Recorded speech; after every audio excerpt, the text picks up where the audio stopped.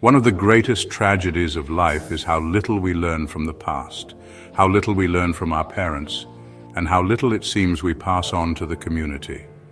We are individuals, sure, but an individual is a tiny fraction of humanity with all the problems and perks there is to being human. This gives rise to things like our biases becoming bothersome, and gifted but gullible gulps galloping to get rid of something they don't understand, despite what many on the internet would suggest. Being an expert in one field does not usually translate to other fields of expertise.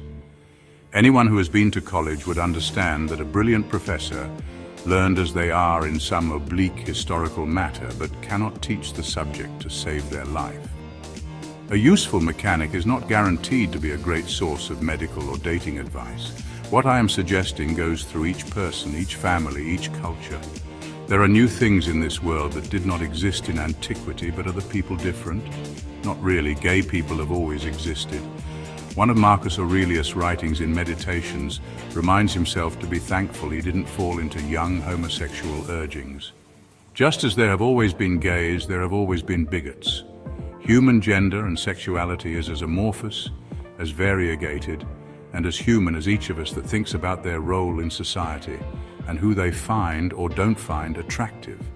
Some people experience no sexual feelings whatsoever. But as I was saying, humans have always been like this. The lust for more power by those who already have too much. The glorification of violence for twisted and perverted aims. There will always be war. War never changes. The hatred bleeding from dying men's eyes, the scorn and ridicule and torment that is heaped upon the soldiers who heap it upon the world. So trauma begets trauma begets trauma. A never-ending cycle of life and death with mad clowns at the wheel of the bus driving all of us off a cliff. No wonder some people speculate endlessly about what life really is, because we have no ways of being certain, unless we listen to the experts. Like any field of knowledge, not all members are of equal knowledge or equal skill. The gift of the tree of knowledge is what gives us the ability to think about the world. And yet, that very idea of a tree of knowledge is rooted in beliefs with no basis for belief other than belief itself. The book says so, they shout, as if the shouting made it true. One must just look around for the evidence, said every charlatan everywhere. And what of you? What will you do with this life you've been given? Do you need to know the giver or their get-up to appreciate and respect life and the living? Or will we all fade away like dust in each other's eyes?